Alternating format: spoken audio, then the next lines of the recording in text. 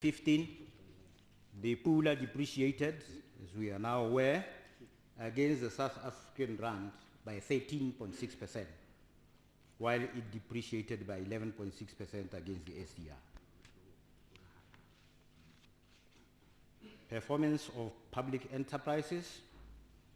Madam Speaker, parastatal organizations or state-owned enterprises showed mixed performance in 2014 and 2015.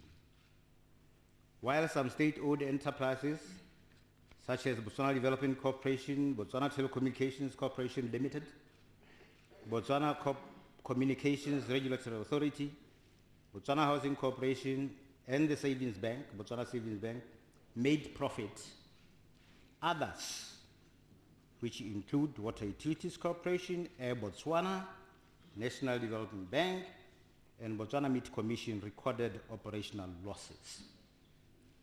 Madam Speaker, details on the performance of these enterprises are given in the budget speech, copy of which will be distributed later this afternoon. So I will not go through them one by one at this stage. Development of Vision 2036. Madam Speaker, the year 2016 marks an important milestone in our journey as a nation, as the country will be celebrating its 50th anniversary of independence. The year also coincides with the end of Vision 2016. In this regard, the ongoing review of Vision 2016 will provide an opportunity to assess our achievements as a country over the past 5 decades, as well as the challenges facing the country. Meanwhile, a process to develop the next vision, Vision 2036, has since been launched with a presidential task team appointed towards the end of 2015 to guide the national consultations on the development of this new vision. The team is expected to conclude this task, I understand, in April this year, with the draft Vision 2036 scheduled for presentation to this Parliament somewhere around June 2016. The new vision is expected to be launched in September 2016 to coincide with the celebrations for the country's 50th anniversary of independence. Madam Speaker, I now turn to what we call key thematic areas for 2016-17 financial year.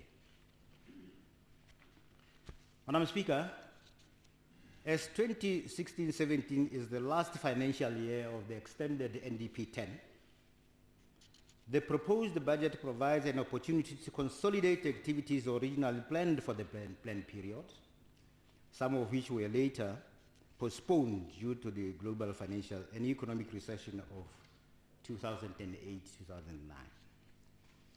The recently announced economic stimulus program also provides an opportunity to intensify backlog eradication efforts by, once again, accelerating the implementation of programs and projects approved for NDP 10. I need to repeat this because this is the essence of ESP. Accelerating the implementation of programs and projects. In this respect, the proposed budget allocations in 2016-17 cover key thematic areas of investing in infrastructural development, 2, creating employment opportunities, 3, strengthening human capital, 4, enhancing national security, and 5, strengthening local governance. I shall briefly discuss the details of each of these thematic areas in turn. Investing in infrastructure development. Madam Speaker, the importance of water and electricity as key inputs into economic activities cannot be overemphasized. The country is currently faced with water and electricity supply shortages due to the drought situation and continued technical problems related to power supply. Shortages of such critical utilities do not only inconvenience the general public, but also undermine growth in the economy. as they adversely affect business operations. As such, all projects for water and electricity will be accorded the highest priority in the allocation of the budget in 2016-2017. Madam Speaker, to address the water situation, government has embarked on a number of projects in various districts to ensure security of water and improved wastewater management. For the Greater Gaborone area, government intends to meet water demands by, among others, increasing water storage capacities and construction of new primary water pipelines. Phase 2 of the North-South Carrier Water Scheme, which involves construction of a parallel pipeline to the existing one, is underway. Other initiatives include exploring the possibilities of accessing water from Lesotho and the Chobe-Zambezi area. In addition, initiatives are underway to reclaim wastewater as an alternative water resource. To this end, the construction of a wastewater reclamation plant in Mahalape is underway. This plant will produce 3.9 million cubic waters of water per annum, with a potential to irrigate 40 hectares of agricultural land. It is expected that the reclaimed wastewater initiative will reduce pressure on the use of potable water for agricultural production. Madam Speaker, with regard to power challenges, efforts continue to be made to address the technical issues facing Morupule B Power Station. The plant's reliability has been low due to the major defects arising from the construction of the project. This has resulted in a financial burden for Botswana Power Corporation, which has to source power from, among others, emergency diesel power plants and import power at high cost. To improve on the power generation situation in the country, Madam Speaker, the Morupule A Power Station is being refurbished. The project scope includes overhauling and repairing various units, which should result in an additional power output of 132 megawatts additional. Despite the power challenges, government remains committed to improving access to electricity within the country, with more villages planned for electrification through the Rural Electrification Program.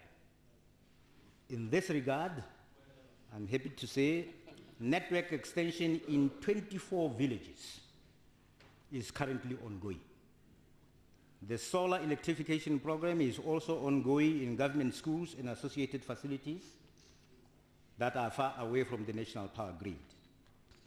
Furthermore, the implementation of the National Electricity Standard Cost Project, which was established to reduce the burden of high connection costs for domestic consumers, is ongoing. In an effort to cut costs, government has adopted low-cost solar technology for street lighting and sensitized government department on its availability. Its use has been demonstrated in Gaborone, Khansi, and Southern Kalahari districts, with possible rollout to other areas across the country, creating employment opportunities. Madam Speaker, unemployment, especially among the youth, is one of the development challenges facing this country, as we are all aware. To address this challenge, government has resolved to, among others, use its spending power to boost economic growth and create jobs in the country. Some of the economic activities with potential for creating employment opportunities, which government will be undertaking during 2016-17 financial year, include infrastructure backlog eradication, road networks and maintenance, wildlife and tourism initiatives, continued implementation of EDD initiatives, creation of special economic zones, as well as regulatory reforms and the improvement of efficiency in government. Infrastructure backlog eradication. Madam Speaker, the global financial and economic crisis led to a number of projects being deferred, as I mentioned earlier, especially in the areas of social and economic infrastructure, such as in education, health, and roads. In this regard, the government, through ESP, is embarking on fast-tracking, repeat, fast-tracking backlog eradication, which covers construction of classrooms, badly needed, staff quarters, and customary calls, upgrading of health facilities, and rural electrification. The implementation of the ESP will create jobs, especially in the construction sector, and I dare say in the rural areas. In the same vein, Madam Speaker, youth-owned construction companies and young individuals with vocational skills in maintenance should be given priority in the implementation of the ESP through the Empowerment Reservation Program. Currently, this program reserves 15% of the budget for minor maintenance of government facilities for youth companies and youth with vocational skills in construction. Road networks and maintenance, another area. Madam Speaker, another potential area for employment creation is in the area of maintenance of road network in the country. A study commissioned in 2013-14 financial year to look at the condition of our road network, as well as investment needs analysis, revealed that about 90% of our roads are in good condition, while 10% require urgent maintenance. It is against this background that the road maintenance interventions have been given priority to eradicate existing backlogs. Some major maintenance works are ongoing in the following roads: Sefope Martins Drift Road, Tsao Nokani Road, Maun Totem Road, and Hansi Junction 44 to Tsotsa Road. In addition, Notwani and the Kazungula bridges are being constructed, while Platjang and Mohembo bridges are at tendering stage. The implementation of these construction activities relating to road infrastructure will boost domestic economic growth and also create employment opportunities. Wildlife and tourism initiatives. Madam Speaker, the tourism sector contributes positively to growth and job creation in the country. Hence, government will continue to create an enabling environment for tourism businesses, including encouraging joint partnerships between individuals, citizen companies, and non-citizens. A number of initiatives are also being undertaken, which include the Dams Tourism Project, the Gaborone Precinct Project, which will showcase diverse tourism products under one roof, and the Kasani Kazungula Redevelopment Project, currently under preparation. With the initiatives to grow tourism in the country, I understand that Botswana was voted the best destination country to visit in 2016 by a Lonely Planet publication, a global travel and tourism publication.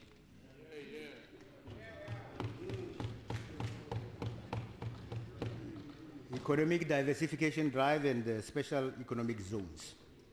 Madam Speaker, the Economic Diversification Drive, EDD, initiative and the establishment of special economic zones are considered important in promoting both domestic and foreign direct investment, thus boosting growth and creating the much needed employment opportunities in the country.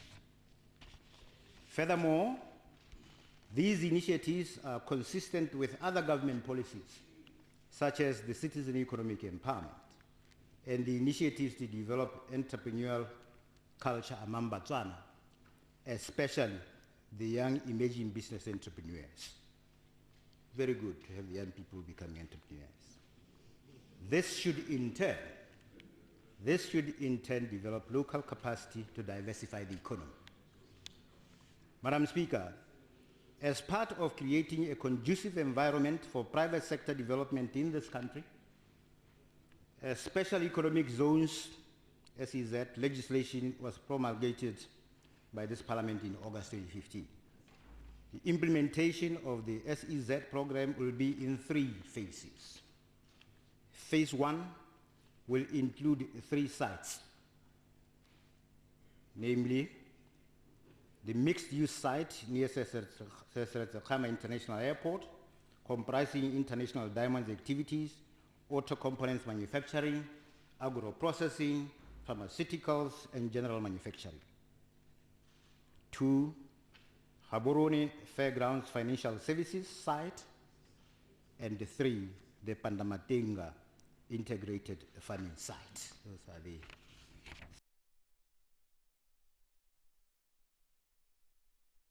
the activities under this phase that I have already described are at various stages of implementation and form part of the 2016-17 financial year's budget.